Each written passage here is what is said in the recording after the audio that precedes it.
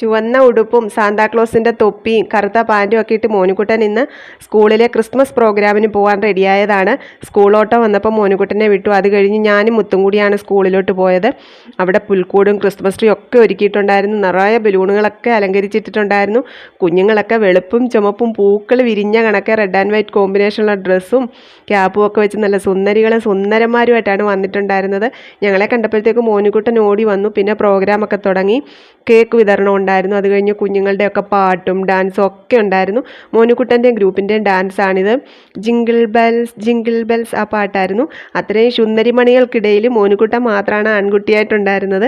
പിന്നെ പ്രോഗ്രാമൊക്കെ കഴിഞ്ഞ് പേരൻസിനും കുട്ടികൾക്കും ഒക്കെ അവിടെ ഫുഡ് അറേഞ്ച് ചെയ്തിട്ടുണ്ടായിരുന്നു. ചിക്കൻ ബിരിയാണി ആയിരുന്നു. സൂപ്പർ ടേസ്റ്റ് ഉണ്ടായിരുന്നു. കൂടെ ഒരു ഐസ്ക്രീമും. പിന്നെ നമ്മുടെ ഫാമിലിയിലെ കുഞ്ഞുങ്ങളൊക്കെ വന്നു, സംസാരിച്ചു. എല്ലാവർക്കും ഹാപ്പി ക്രിസ്മസ് ഒക്കെ പറഞ്ഞ് ഞങ്ങൾ ഇറങ്ങി. ഇവരെ രണ്ടുപേരെയും വീട്ടിലാക്കിയിട്ട് ഞാൻ ഉച്ചയ്ക്ക് ജോലിക്ക് പോയി.